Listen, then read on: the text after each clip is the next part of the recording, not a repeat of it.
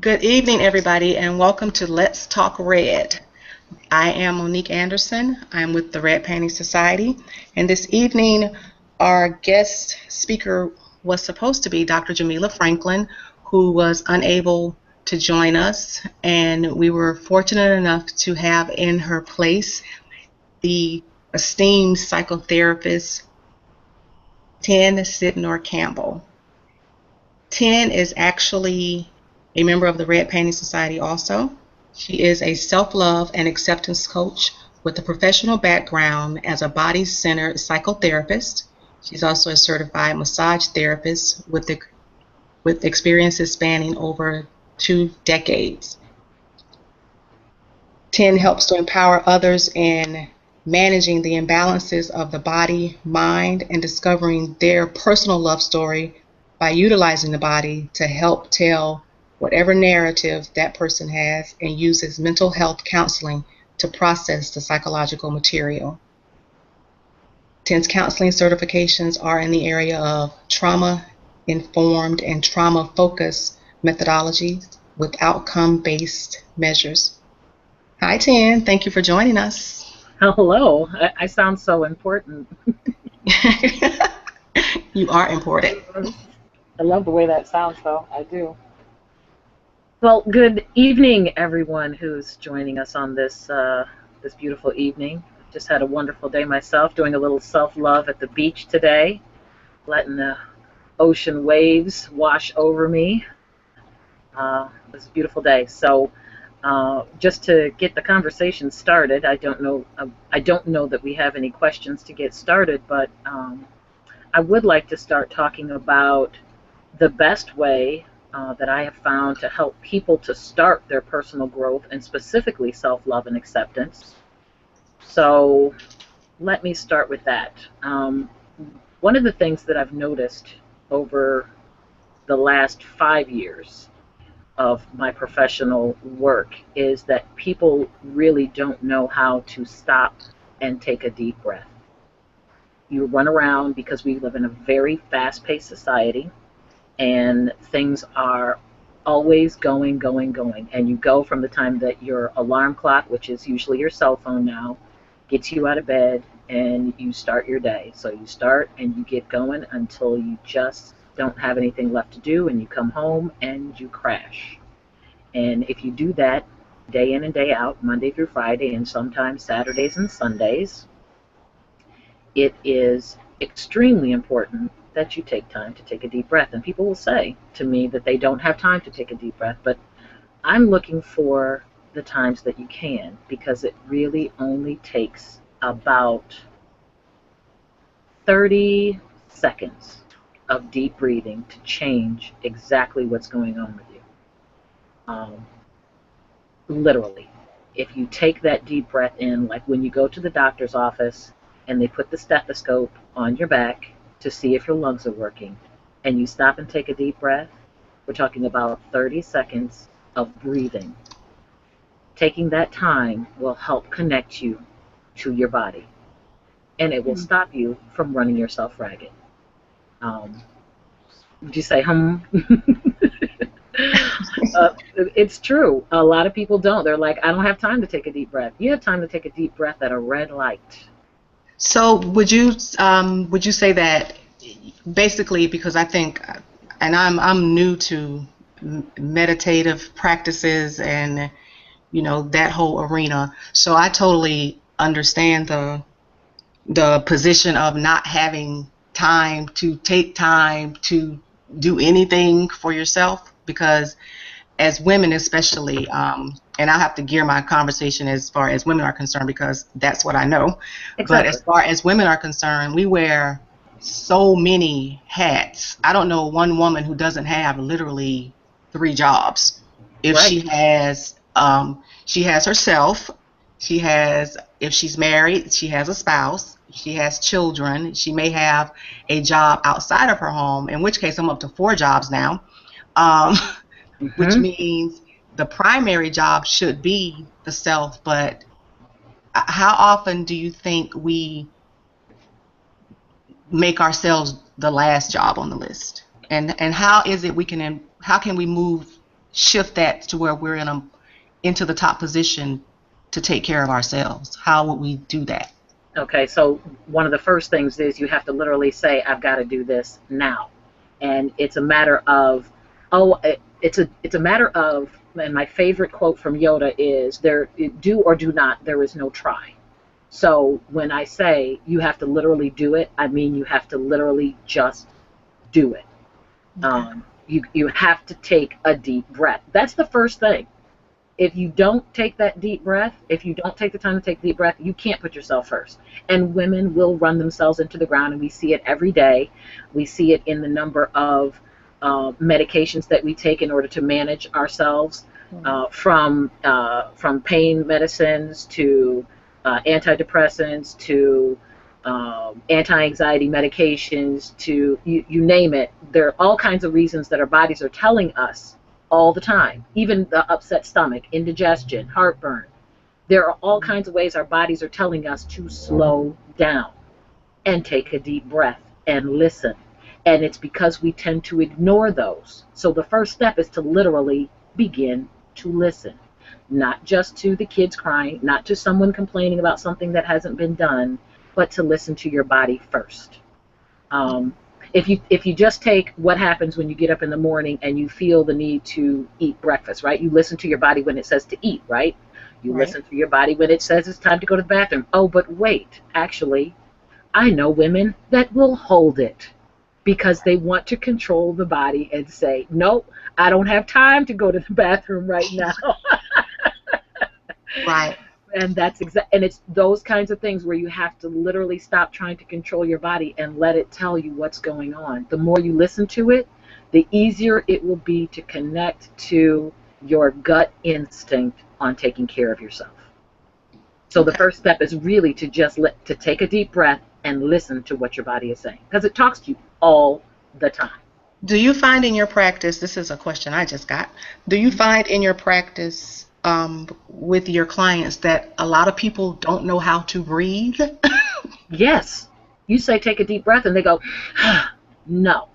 And so a lot of times I will spend time introducing them to taking a deep breath, because when you start to inhale and continue to inhale until your lungs are full and Hmm. then let it go slowly, you will find that the taking of a deep breath takes way longer than what you normally do, because it's an automatic thing that we do, but we don't realize how often we're holding our breath or shortchanging it and not allowing us the time to fully take a deep breath. And that's why the meditative practices are becoming more popular now. I think that being mindfulness and awareness are both, um, they're coming up in the psychological world as something that they're saying scientifically now. Before it was just like, oh, take a deep breath, or, relax or whatever. Now the doctors are literally saying, you know what, you probably could use some meditation. You could probably use some yoga. You could use something where you take a deep breath and really listen to your body, because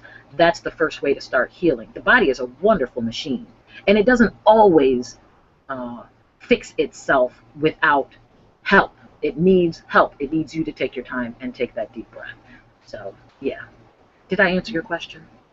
I, you did answer the question. Okay, good. Um, I guess that makes me think about my own self-education into meditation, which is literally less than a year old.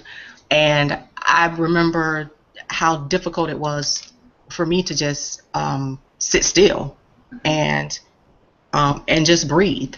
And and just what you just said, as far as when you really take a breath and it is actually work, and you feel like you're doing something, as opposed to the shallow, quick things that we normally do throughout our day.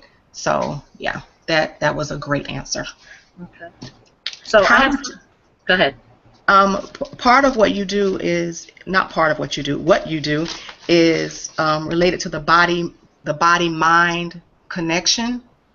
Yes. How would you what would you say is a good way to do both those things at once? Can you give an example or examples of some activities that would be fun? Because a lot of a lot of what people don't like is that stuff isn't fun, and for most people, if it's not fun, they're just not going to do it. And so is there a way to make it enjoyable and not this big thing where, like you mentioned before, taking time, where maybe something like quick and fast that somebody could do to shift? Yes, absolutely. One of my favorite things to do before my knees stopped working was to go dancing. Now, because music really does change your body, or not change your body, it can, when the music hits you right, if it's the right kind of music and it really inspires you or makes you feel good, listening to music is one thing, but listening to music and moving with it is the other. And you notice sometimes people are just doing it in the car. Right. They pulled up to a stoplight and there's some music hitting them and they're singing and they're dancing, and they've forgotten that they're sitting in the middle of traffic and they're having a moment. That's the fun moment. Now that's the one where they've lost control, right? Because they're driving and they're in traffic. But you can do the same thing at home. You can do the same thing at home, put on the music, literally dance around the house. Sometimes it's just the act of listening to the music and letting your body move that can be fun, and it can let out a lot of stress. So that's just one thing that I know there are people that like to do it, but they probably don't do it as often as they should. Like maybe just taking 10 minutes out of the week when you're waiting for something to come on television that you know you want to watch. It's like, well, I don't have time to do anything, but you got 10 minutes because something's going off, but your show is getting ready to come on. Turn it to the music channels, if you have cable, or turn on the radio, or turn on, the Pandora. Turn it on to a station where you've got some good dance music, and you can dance around for 10 minutes, get some sweat going. You don't have to join a gym in order to do this. You just dance around the house, and that really does help to boost your own internal hormones, the feel-good hormones that you get, like when they say like a runner's high, when Right. you release those endorphins and enkephalins, it helps your body. It boosts your immune system. So that's one really fun thing. So dancing. What I did today, going to the beach and just letting just sitting with the water, letting it wash over your feet, and just listening to the ocean waves at the beach, if you can get to it, that's a wonderful thing. If it's something like sitting in a park or going for a walk when the weather's nice, if it's not too hot, a nice evening stroll, that's good. And that can be fun. Turning on a comedy is another one. A good laugh will help boost your immune system. They literally have laughing yoga now, I think, I think it's called laughing yoga. And I haven't seen it practiced, but I've seen them advertise it, on different news shows where they literally just start laughing. And once you start laughing, you know how infectious that can be, and Right. how other people will start laughing, and the groups get together and they just laugh, and that helps to boost your immune system. So if you don't have anyone around you, putting on a little comedy, something that you know is going to make you laugh. I know there are people who watch some movies, like, let me tell you, the one that I'll put in is Friday. And just because I know the lines and I know I'm going to laugh, I will put that in when I want a good laugh and just laugh. And it doesn't have to be the whole movie, and it doesn't have to be at the start.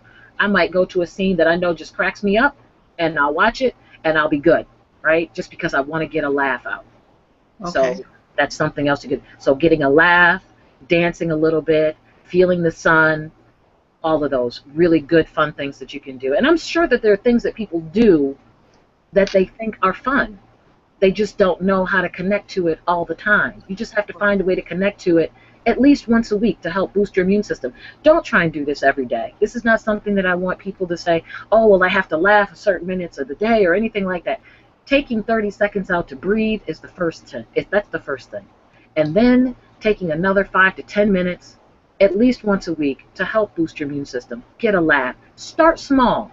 It'll be a lot easier to listen to your body when you start small. Don't try and start off doing something too much, because it's too much to integrate into your life. It's too much. And I think it would probably turn into something that wasn't as relaxing as intended it to be, because Exactly. you turned it into a structured a structured job for yourself to to have some fun. Like, let's That's pencil that into the agenda. That's exactly right. And that's why a lot of times people start off with the right intention of, starting a health routine where they're going to go to the gym 3 times a week and they're going to eat these kinds of foods, and they try and do everything at once, and it lasts about 60 days. If it lasts 60 days. The gyms really, really depend on you in January for starting your new year with all these changes, and you're going to make this commitment and you're going to do it. And people have all the best intentions, but they're trying to do too much too fast. It's like anything else when you're baking a cake or anything that you're doing, you got to start small. I just read something earlier today that was talking about Coca-Cola they only sold 25 bottles of Coca-Cola the first year, right? Wow. And we know Coca-Cola is a very big business, but 25 is what they sold the first year. So think about it. In order to have success, you have to start small and accept little pieces of progress and say, you know what? I was able to do this week, so now I'm going to try and do that. If you're going to try and walk, I don't say walk for a half an hour. I say walk for 5 minutes. 5 minutes is more than 0. If you're only walking from your car to the house, or the car to the job and back to the car and back into the house, if you spend 5 more minutes walking, that's 5 more minutes than you had the week before. So you start off walking 5 minutes, and then you walk 10 minutes. But don't do it until you've got 5 minutes so easy that your body's saying, you know what, I'll just do 10, right?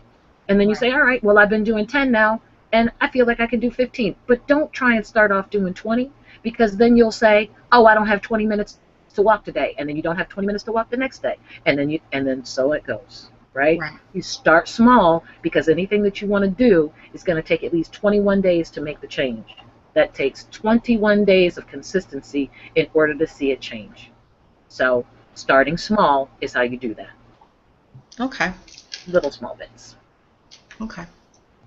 And I think if anyone's doing personal inventory, you just say, what have I done in the last 48 hours that said I had some fun, or that I did something to take care of myself? And you go to answer that question for yourself, what are you going to come up with? What did you do in your day-to-day that allows for change?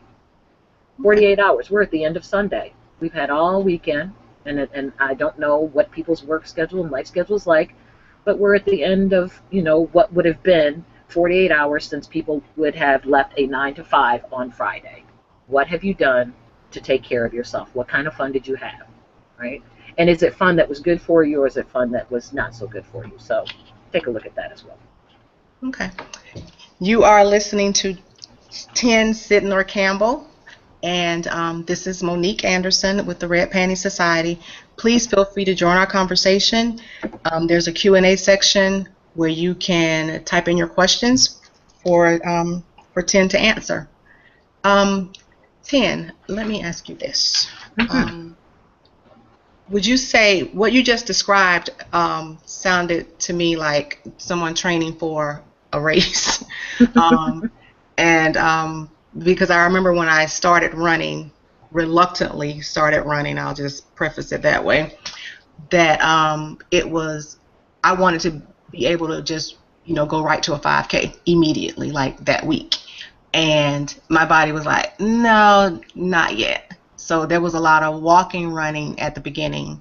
So it's almost like what you're saying is you're training. You're training yourself to take care of yourself, because back to women again in our many, many hats, we're basically conditioned to handle everything, and not only handle it, but be able to handle it at least looking graceful, even though usually most of us on the inside are anything but graceful. But it appears that way. So do you think that sort of adds to the stress? And would you say that the discrepancy between what things appear to be and what they actually are could be considered a traumatic situation, or traumatic or trauma, I should say? Wait a minute. Okay, back up. Say that for me one more time. Okay. We women are conditioned to handle multiple things. Okay. And not only handle it, but handle it in a manner that appears to be graceful, so that we don't look flustered about anything. Yes. So we have this armor of strength that Mm. we wear. Mm-hmm. But really, for most people, that's not who you are all the time. I think Mm-hmm. that's who we are a lot of the times, but sometimes that's just not who you are. Do you think that discrepancy could be considered a trauma? A trauma. Well, okay. Yes and no. And I'm going to say the yes is because it depends on what it is that you're trying to look strong for, right? So if you're trying to look strong in the midst of a very bad home life, or you are trying to stand strong in the face of an employment situation that is literally killing you, right?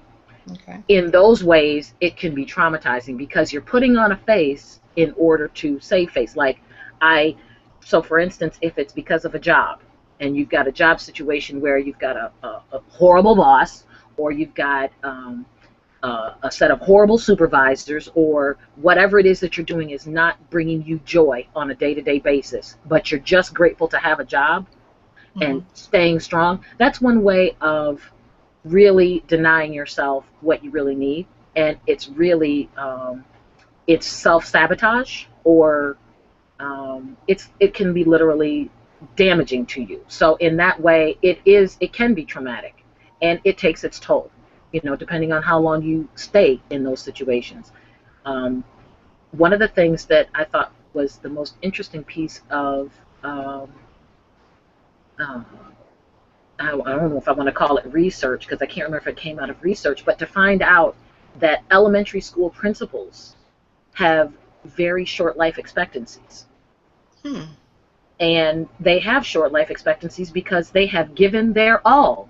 By the time they hit retirement, if they can get there, they've blown all the tires out of their car, okay, so to speak.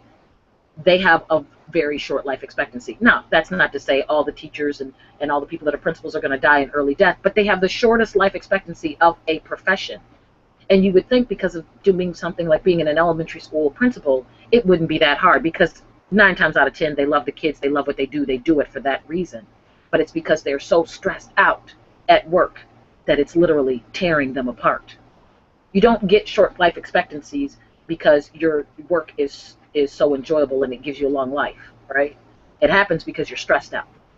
So if it can be what those kinds of things, then those traumatic, that trying to keep a brave face in the face of everything that's going on, it's not so good for you. But keeping a brave face in the face of things that are going on that's normal, like, well, I'm dealing with, say you're dealing with cancer already, or like me, you're dealing with rheumatoid arthritis. I, I'm putting on a brave face when I feel like it. If I don't feel like putting on the brave face, I'm not gonna. I Okay. just won't. I'll just let it be what it is on that day.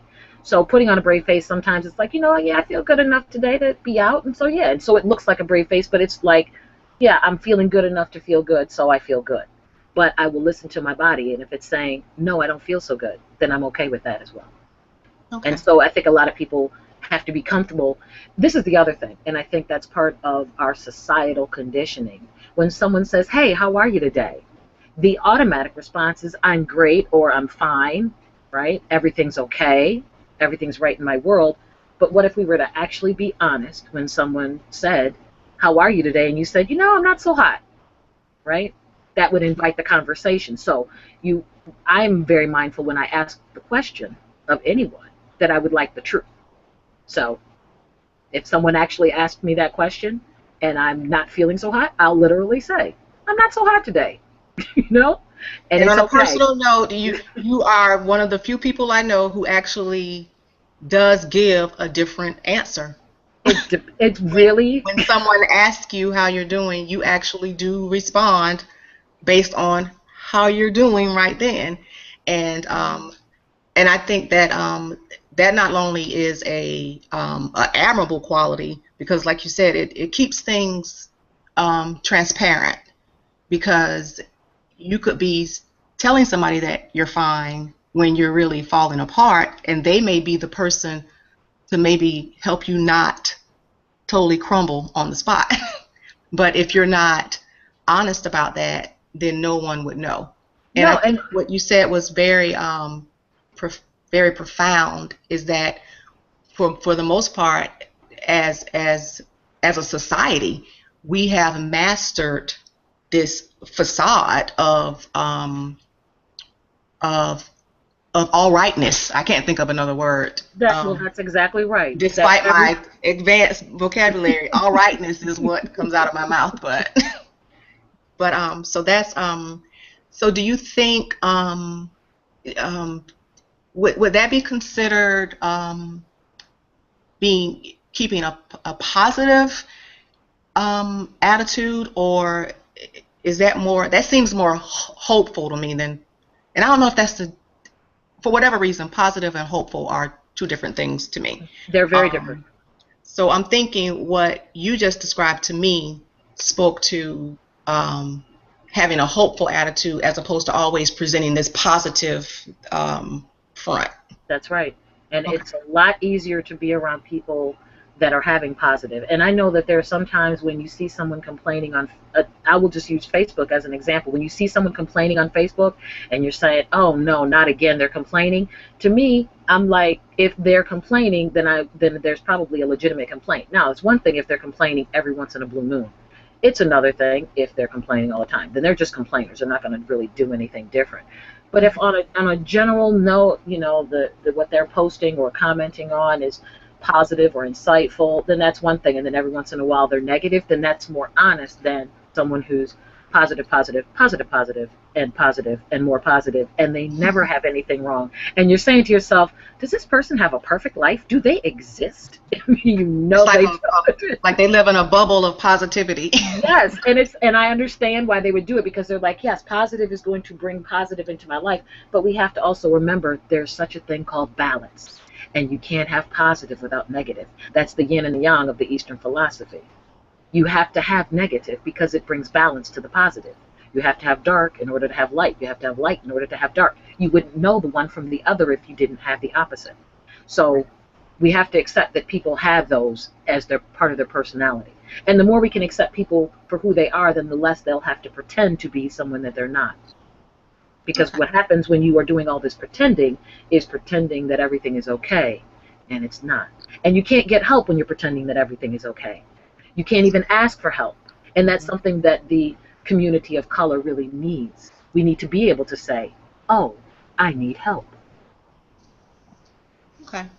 Do you think that's why, because of the circumstances and the difficulties that a lot of specifically, like you just brought it up, people of color experience, that their situation, maybe they tend to sort of ignore it, and that's what's causing this, this just, I don't know if it's, I know it's not just me, but this proliferation of videotaped violence that's going on right now, this undercurrent of angry, I don't even know what you would call it, but just this, there's a whole segment of the internet traffic that is solely devoted to people having fist fights. Mm-hmm. And I mean, I'm a seasoned woman, and I don't think I've ever seen a real fight in person since maybe junior high. Right. And so to now see it literally at your fingertips and outside the realm of the movies it unnerves me. I don't even know how else to say other than it's just disturbing that people actually engage in it and promote it. So how would you is there something that can be done about that? How do you start to shift that back to a level of humanity? Because that seems to be what's going on, is that if you reduce somebody else's humanity, it's really easy to put them in a box as not a real person. Mm-hmm. Mm-hmm. Okay, there's a couple of things that you said that have... I'm sorry, that was a long one. Yeah, so I'm going to go to the first thing that you said was about the first thing that came to mind while you were talking was when you said that there's all these fights are being taped, and people are taking out, their cell phones because it's got that camera feature, and they're videotaping it, and they're not stopping the fights, right? Right. All right. So part of that is, yes, we've become desensitized. And I was talking with a girlfriend of mine earlier today because there was an accident where there was a carjacking here, and the carjacking actually ended up running into 3 children, well, killing 3 children and critically injuring their mother while they were out selling fruit and vegetables at a stand because the carjackers lost control of the car and hit them and killed them, Mm. and got out of the car and ran away. And so one of the things that happened was in my Facebook news feed, someone had literally been there and taped it. They not taped the accident, but the aftermath. So they walked around showing all the people that were on the ground. And all I could think was, I can't believe they didn't put it down to start helping, right? They literally were walking around as if they were the cameraman on a set, just, documenting the damage, but they weren't lending a hand in any way. I think that's part desensitization, right? Or the situation that made national news where the little girl was the only one trying to break up a fight when her mother was being attacked by someone, and all these other adults were standing around videotaping it, but the 3-year-old was the only one trying to stop it. So no one wants to stop it because they don't want to get involved, and they also just want to document it, right? So they want to stand back and let someone else take care of it. So we do have that desensitization. But I think the bigger question is how lost we have become in terms of how we are with being touched. And what people are looking for is loving touch. And because they've been starved of touch, because we are a touch-starved society, they are now hitting each other so that they can be touched. All right? So we know athletes do this because a lot of times male children don't get touched as much after a certain age because we want them to what? Quote unquote, man up, right? Be a man and not be touched as much, not need hugs or hand holding when something is wrong. So they don't do it as much. So they slap each other, they slap each other on the butts or the backs or whatever, and they hit each other playing football, and they run into each other, and so they're physically running into each other all the time. But that's because as humans need to be touched. They need loving touch a lot. They need it a lot, and they need it throughout their lives. They need it as babies, they need it as teenagers, they need it as adults, they need it as the elderly. There's no point in time where you cease to need to be touched, because being touched allows you to keep your humanity. And we've got this very low touch society. People got to keep their hands to themselves. That's the first thing we teach the kids when they go to school. Keep your hands to yourself, right? And everybody's keeping their hands to themselves, and then everybody's afraid to touch anybody for any reason. I love hugging people. I'm a hugger. I'm a great big hugger. I'm not really big on handshakes unless I really have to, but my hands hurt, so I'm definitely I'm definitely ready to, I definitely prefer the hugs. But I think that speaks to our touch-starved society. So if I was going to create my ideal remedy, if I was going to create my ideal remedy, I'd be prescribing a great deal of hugs to a great many people so that they can feel their humanity, because they are out of touch, and our bodies are wired for those kinds of connections. Okay. So that's my own personal take on that. But I think that in terms of turning that off, I think as a society we have to say enough is enough. We have to say enough is enough. And I say enough is enough, and I'm the person that won't tune into the channel. I vote with my feet or my viewing habits. I have not ever watched the reality shows that I know a lot of people watch, especially the ones where I hear them talking about, oh, they were fighting, and I'm thinking to myself, oh my, why are grown women fighting on television? That just doesn't make any sense to me that you would want to watch that. And I know that there are people who watch it and they're entertained by it, and that's fine. But I don't believe that does anything to bring society forward, or to put us in a positive light, or help us to understand each other better. And that's probably the hippie in me, but that's where I stand. So I vote with my dollars and my viewing time. So I won't give it any time if it's not something that helps my world. Right.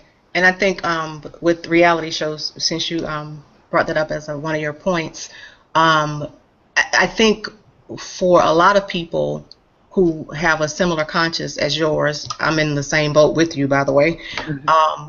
I think I would be more apt to look at them or view them if I knew there was something coming out of that that was maybe moving toward a resolution, not even a resolution, but as far as creating an environment where the people involved were being elevated somehow beyond thinking that going to fisticuffs is really an answer for an adult woman to use to solve anything. Mm-hmm. Um, so I think as far as, and I'm going to get off the reality shows because I could stay up on that soapbox all night. But I think that's my real problem with that. That quick that what they're sensationalizing and the imagery and the impression that they're giving about women and their inability to cohabitate or even interact on a seemingly surface level. It's almost like we can't walk, like a woman can't walk past another woman without feeling this thing, which I think for the majority of women is not their reality, but it's what's put out there as our reality. So let's get off that because That's an easy one to go down. But you know what? It actually goes into part of our platform with Dear Yvette and the fact that misogynistic lyrics have a play in how we see ourselves. So that culture of degradation exists in our television. It exists in popular music. And like we were, part of our platform is we just have to be responsible. We have to ask for responsibility now. And that's a very good point because it is and it's been as long as there have been entertainment and documented entertainment, there's always been some person or group of people or a segment of the population that's been relegated to being ridiculed Mm-hmm. or dehumanized for the amusement of other people. I mean, you can go back to the gladiator days when the quote unquote slaves, which were the gladiators, were thrown into a ring to be killed, and the whole city is watching. These people they're being mauled and destroying each other for the amusement of the royal family. So it's always I think been a part of a society, and I'm wondering if it's something that can be eradicated because it's always been there, and we're gonna always need somebody to basically look down on, and That's yeah. so You don't know what's up until you can look and see what's down. So it's kind of exactly a weird and it's a weird place, and we don't want to think about. I mean, I can have a utopian idea in my head, and I know that it's a long way from that. But I think I can create it in my day to day. right. And so if I can create peace and harmony, knowing good and full well that there is enough evil in the world to go around, I can stay on track with what I need to deal with in my Yeah. day to day. It's the man in the mirror thing, and And you that's know, where we're at. That's and I exactly where think we're at. I really um, I think just in a simple way that we as women can kind of start to turn the tide is if you see a woman and she's beautiful, I don't understand people who don't say that. It's Oh. like you've looked at her and you said to the person next to you, wow, she's pretty. But Mm-hmm. she'll walk by and nobody says a word. And for the people who are listening, as an experiment amongst yourselves, the next time you see someone who is attractive, male or female, just tell them and watch the reaction because we don't push each other up like that. No. And it's a little and when the response comes back, you're beautiful too. It's almost like, well, why didn't you tell me? But we're not conditioned to do that because we're in this quote unquote competition that someone told us we were in. Right. Well, I believe that at some point someone said you have to learn how to accept a compliment. And I know the difference between street harassment and compliments. Right. And I can accept a compliment, and I can even manage the street harassment and just keep moving. And it's probably because I put a very serious face on when I say thank you and keep walking. That's it. Like, I'm not going to engage. There's nothing to engage in. Right. I'm going to keep it moving. But and that's something that women have to, as a part of our, I don't know, it's a part of our DNA or the cultural, the culture that we live in, that we have to know how to navigate the difference between someone just giving a genuine comment and someone, with street harassment, and just knowing when to ignore and when to just say thank you and keep walking, or, pass the word back on again, like, you are so beautiful, thank you very much, or your hair is so nice, thank you, and keep moving, Right. say thank you, keep it moving. Or if in some cases, and you are too, have a great day and keep it moving. Right. To accept those is one thing, but yeah, it is difficult to get people to open up their mouths. I know, because living in a very urban city like Philadelphia, I had more than one person tell me when I moved here, oh, city of Philadelphia is going to wipe that smile right off your face. And I'm looking at them and I'm thinking to myself, you don't know my smile. And so obviously I've been here 13, 14 years now, and it hasn't been wiped off, because you can't wipe my smile off because it's mine. There's no reason for it to. I can be sad about things. It doesn't change my general state of being, which is happy. That's my general state. So I'll just stay there. Thank you. Okay. So do you think that it is, you mentioned earlier that it is it's basically a muscle that you have to flex on a regular basis to Absolutely. to keep it toned. And would you say that and I think you just answered my question. I probably should have asked it before, when you said that there's a line between being complimentary and being offensive. And my question was, can there be a misunderstanding? And you already answered the question. Well, yes, there absolutely can, because sometimes I know that there are some times that men generally just want to give a woman a compliment, and women, because they've had so many men harass them, not be able to accept it. Right. Like, they have a hard time accepting a compliment because they think someone wants something.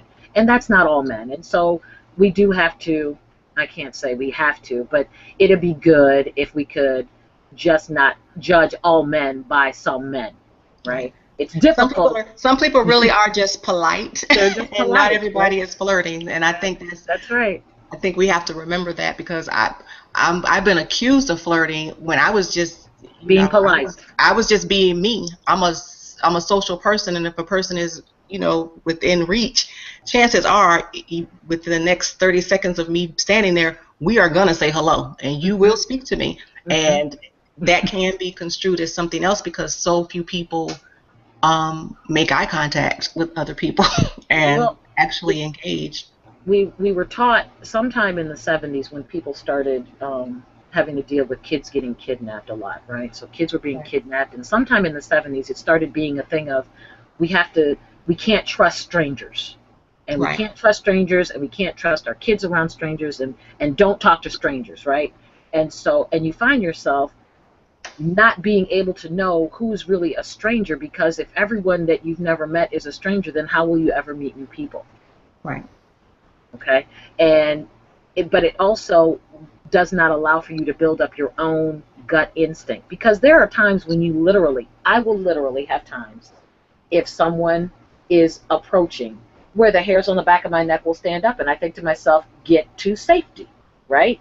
But that's because I'm very much in touch with my gut instinct, and I don't know if it's because I can feel the energy or whatever it is, I know how to say, time to be safe, like, guard up. But if you're a person who thinks that you have to have your guard up all day, every day, and guard against people who just want to say hello, then you really don't know what's going on in your world. You're not aware. Your body is not even here. You're probably in your headspace, and your body is just here. Like, you're just disconnected. And that's what I find with a lot of clients. So if we want to take the conversation back to the body, right? We know a lot of us live in our head. We live in our head, we walk around in our head, and we stay in our head, and the rest of our body really gets ignored. For Mm. women in particular, it's not until you've put on 40, 50, 60 pounds that you say, you look down at the mirror and you say, oh my goodness, when did that happen, right? Like, ugh. But that's because it's easy to live in your head and not with the body that you're walking around with. So to pay attention to your body when it's saying, yeah, I know you're not feeling so hot, but filling your stomach up with this potato chip or this ice cream, not so hot. It's you're beating yourself up even more because that's not doing you any good. It's not doing you any good. And you know it, right? Okay. So it's like taking people and taking, especially for my clients, and my clients tend to be people who have been traumatized and have been sent to therapy. And so if they have been sent to therapy, it's because something significant has happened and it's warranted this kind of attention. But my approach is not so much just for the mental piece of it, but for them to connect their mind to their body so that we can figure out how to process that material so that it can exit, so that it can get out. So however, whatever it takes to get that out, for you to be able to process that material so that it no longer has the hold and control over you that it does, that's causing you not to be able to sleep or have, not to be able to go to work, or restless nights, insomnia, anything like that, to be able to process that material so that you can have, so that you can live your best life. Okay. So would you say you said that your clients primarily come to you as a result of um, it's in Yeah, it's been the history. it's a mandated therapeutic situation. Not necessarily mandated, but there's been something significant that's happened that's brought them Okay. into therapy. I would like to. My dream work is to be able uh, to meet people where we're in a preventative stage before it has taken control and gotten out of control. If I can meet people in a preventative space before everything has gone haywire, as just like people go, my dream is that people come or, video chat me for body-centered psychotherapy like an annual checkup, right? As opposed to when something has gone wrong. Because just like you go to the doctor for an annual and they take your blood pressure, make sure that's fine, and they do a blood draw and make sure your cholesterol's fine, and listen to your heart, make sure it's going good, and ask you if you've got anything going on, right? So you go to an annual visit and you get a clean bill of health. You should also have someone that you do for mental check-ins. And a lot of times, and I'm going to speak to just the women of color, we don't see mental health as something that needs to be addressed until there's a problem. Right? I only want to talk to someone when there's a problem. But guess what?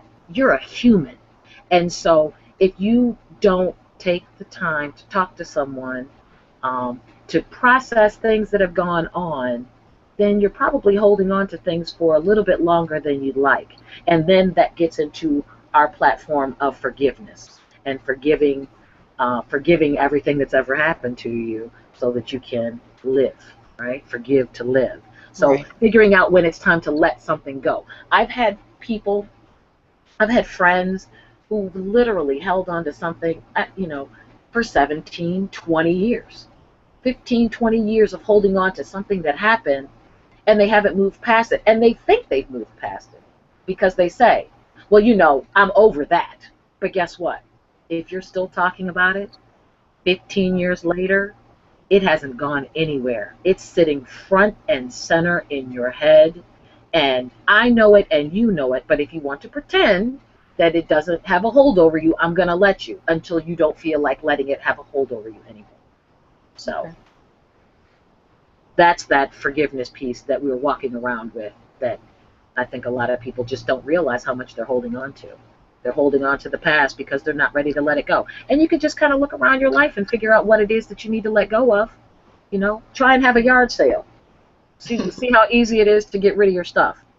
And then try and have a yard sale for the things in the past. Like, how easy would it be to, if you could put a price tag on letting it go, how much would it cost for you to say, all right, I'm done with it, right? And let it go.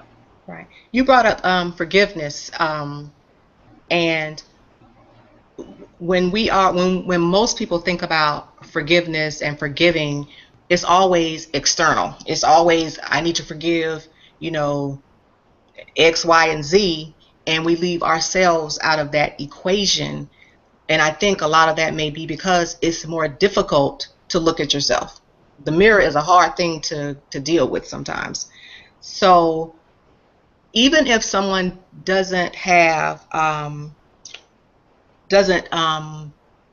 what they think are the perfect tools for forgiveness, would you say that a good practice, a good simple practice, would be just say it, even if you don't really feel it necessarily? It's kind of like learning the Lord's Prayer. Like when children learn the Lord's Prayer, they just they're just reciting whatever it is you tell them to recite.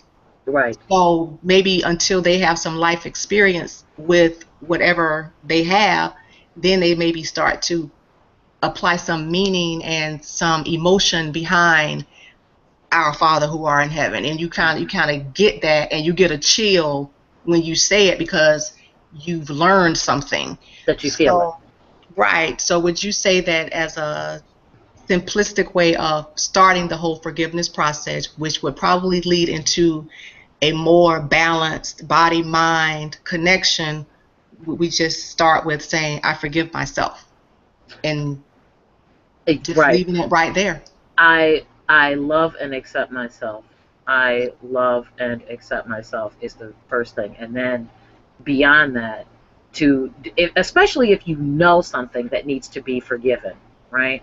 If you know that it's something that's holding you up, it's holding you back, it's holding you down, it's stopping you from moving forward, then you have to say, you know what, this is the thing I'm going to have to let go of.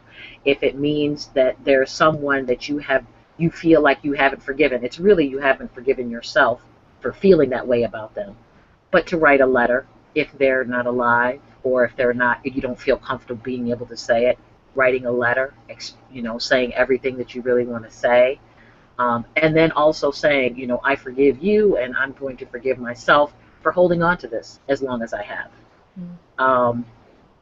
There are lots of books that help people to start to forgive, but just simply saying, I'm going to forgive you, and not in that way that I think that we learned about, say, forgive me for something that I've done, and it's very simple, and it doesn't really tie into a real forgiveness, that it goes beyond just saying, I forgive you, and then you hold it in the back of your jaw for the rest of your life, and you wonder why you've got TMJ dysfunction,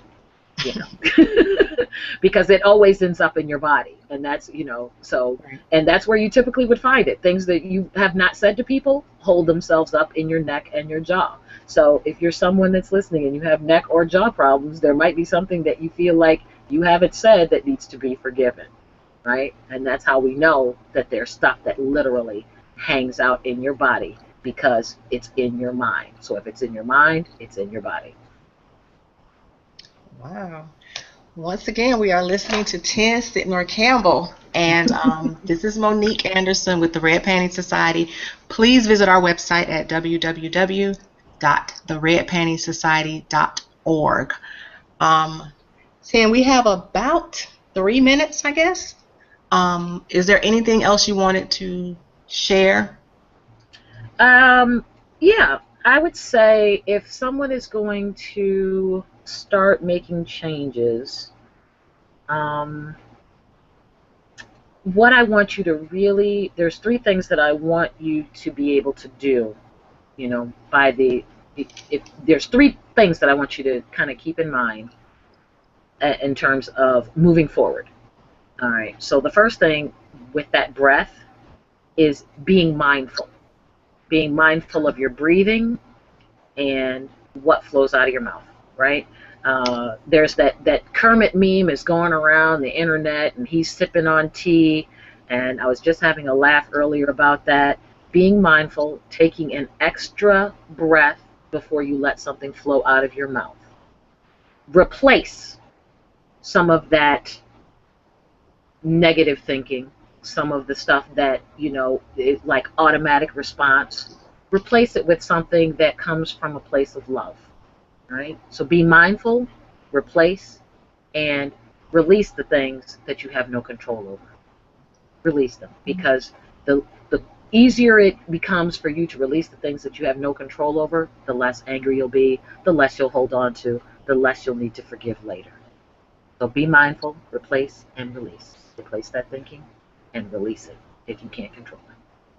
It's like all the basic things that, and I promised myself I wouldn't say this, but the things that your mother always told you, which is you have two ears and one mouth. For a Listen reason. more than you speak. Yes, there you go. There you Listen go. more than you speak. And what I just took from what you said is a lot of things that cause a lot of angst and rob us of a lot of time and energy and just joyfulness is being consumed by external circumstances and situations that you can't change it once it's happened, and you can't control what anybody else does. But the one thing that is in total control of you is your attitude and how you interact with the rest of the world.